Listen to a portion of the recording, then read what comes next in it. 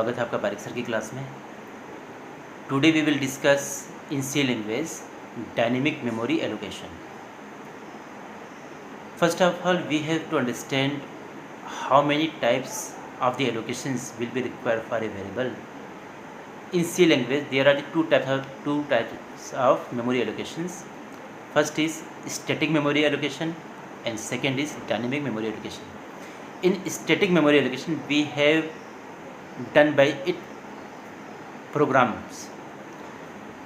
When we declare any variables like int a, char b, float c, so in this case the memory allocated to the variable a, b and c at the time of compilation, in which a receive the 2 bytes of memory, b receive for 1 byte and c receive for 4 byte due to their data type according to 32-bit compiler. But there is some limitations in the static allocation of memory to a particular variable.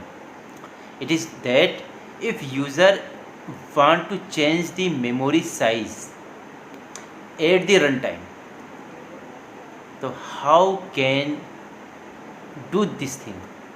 So it is impossible due to static allocation of the memory, because the memory has been allocated at the compilation time.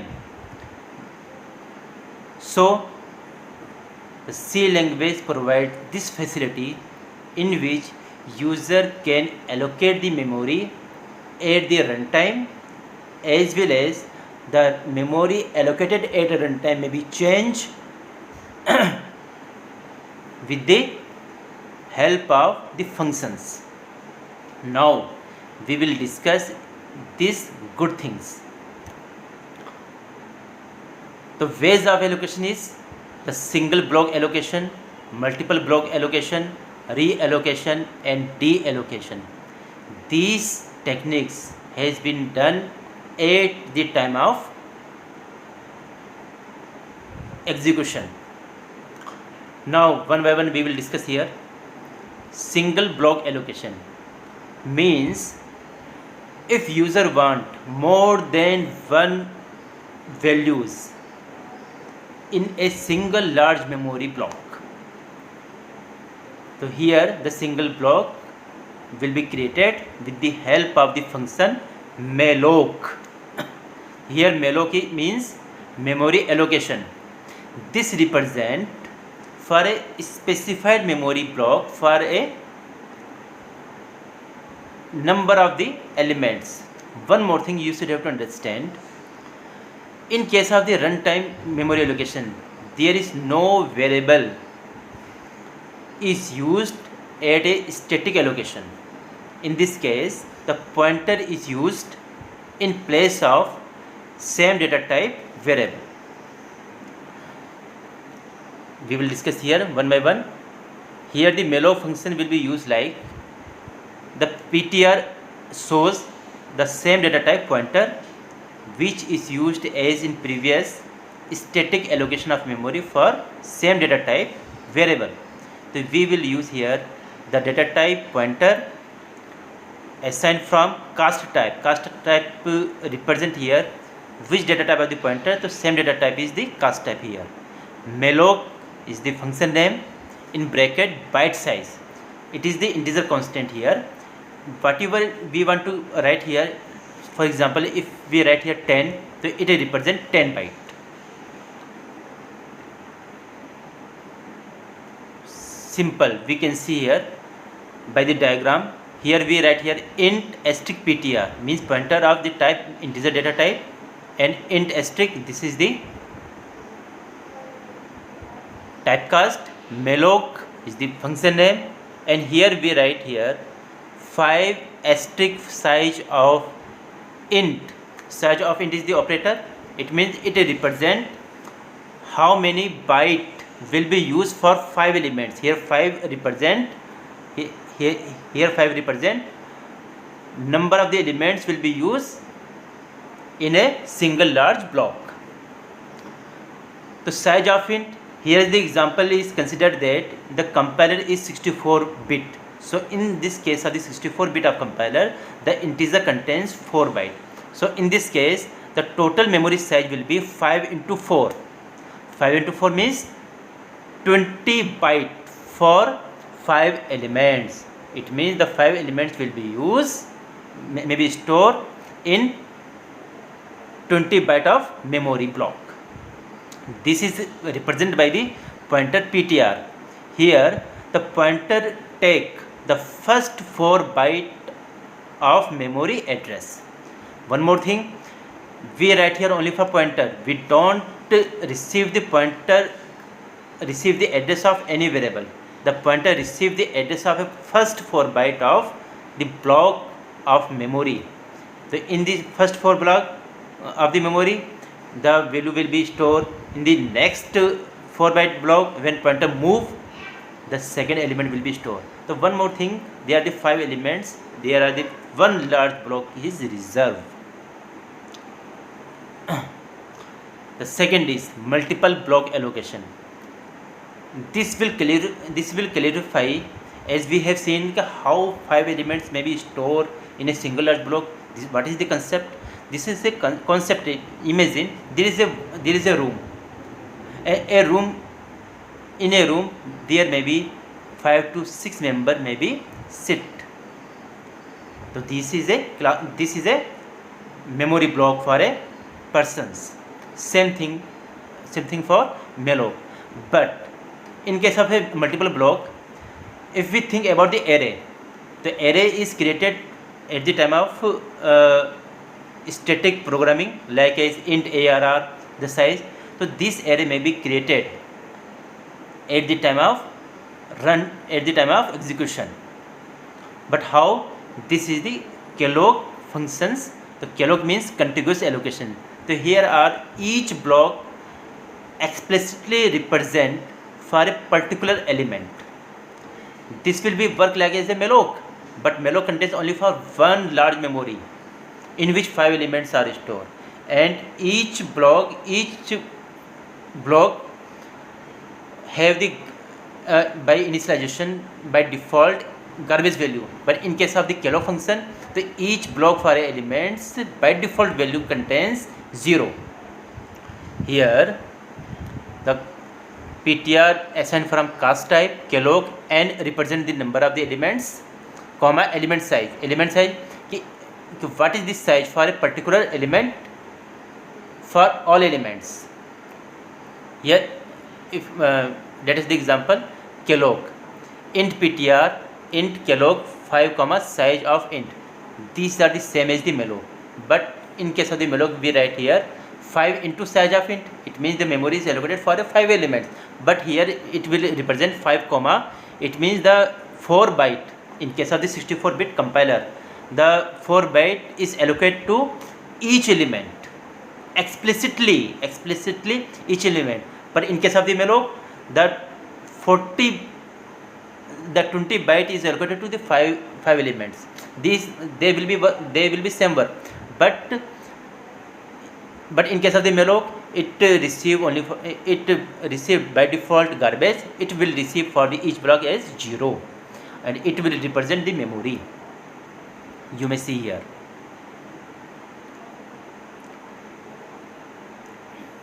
Now reallocation.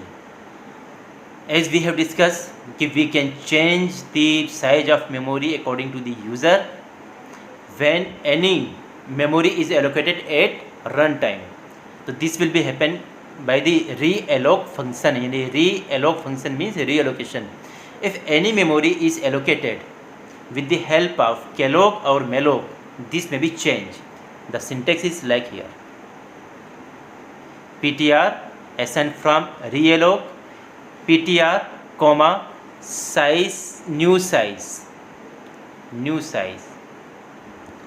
So here PTR represent the previous allocated memory size, and new size what is according to the user. The user may reduce, maybe extend the size.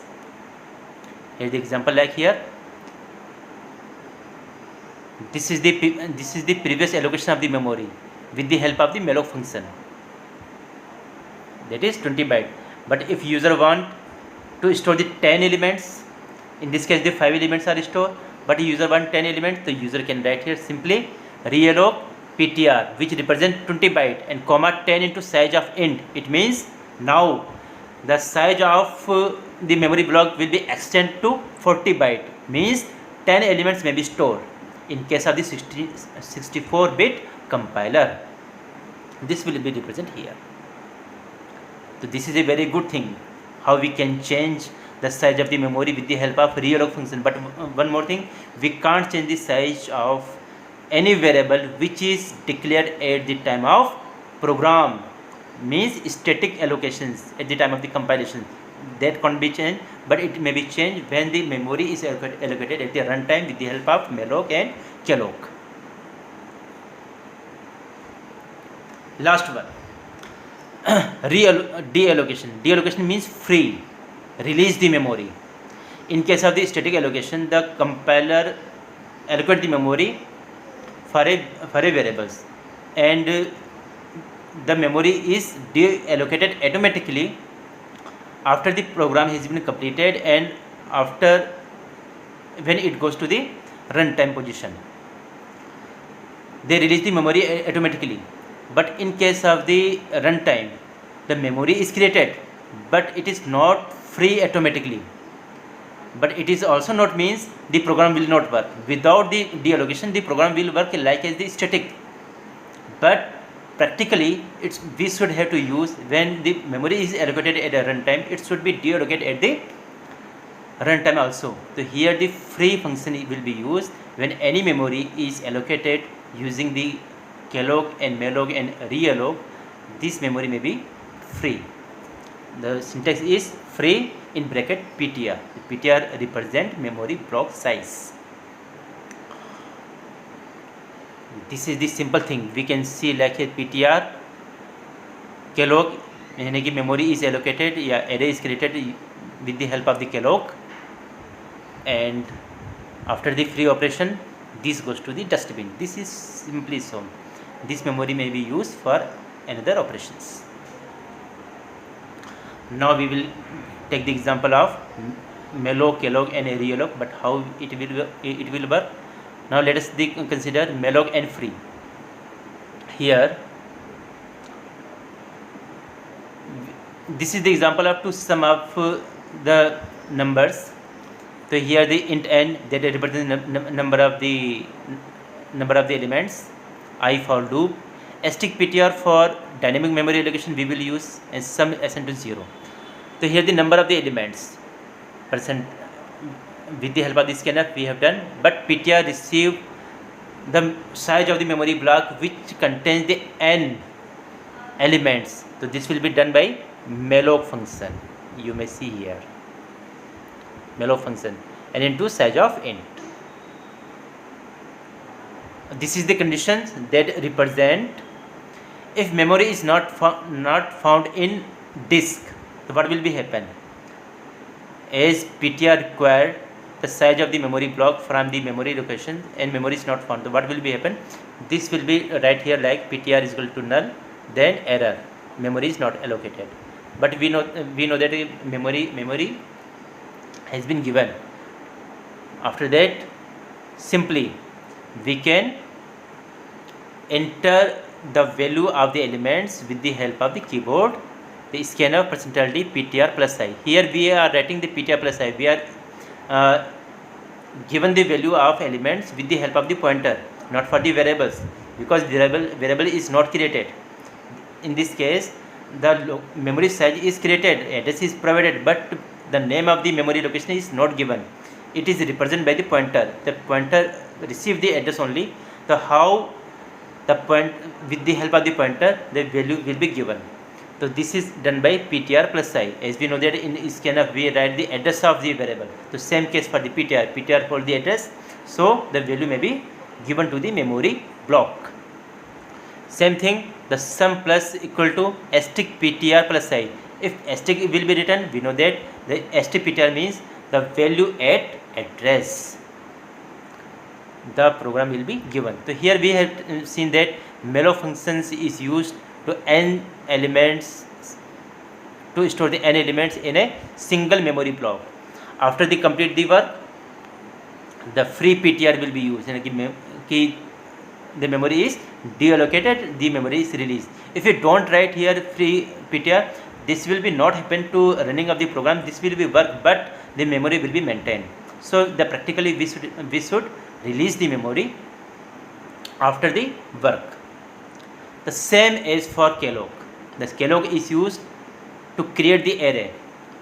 Means the number of the element will be stored in a block explicitly.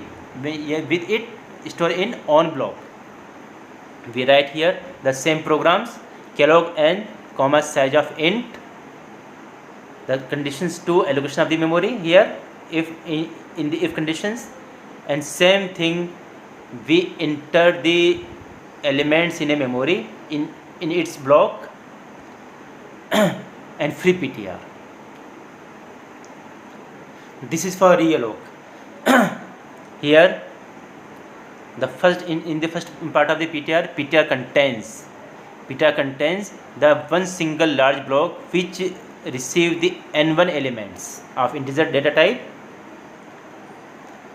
and we print the address of previous allocated memory block. But if PTR is extended in the size of the memory, this will be right here realloc PTR and n2 asterisk size of int. It means the number of element has been increased, maybe decreased. So what will be the address of the PTR? Which address PTR will receive? This will receive according to the new size. The size will be different. After the work of realloc, the pointer may be released, free PTR. So thank you. I hope you have understand. But one more thing you should have to understand in case of the malloc and Kellogg. Malloc provide the large memory block which store the multiple elements, and for all elements the initial value will be garbage. But in case of the Kellogg is required to store the multiple elements its own block like as an array. So sometimes it is maybe called dynamic array. And for each elements, for each elements of every block, initial value will be 0 in case of Kellogg. But practically we should do the free of all of the pointer which are used for malloc and Kellogg, and a realloc function will be used to change the memory size according to the need of user. Thank you too much.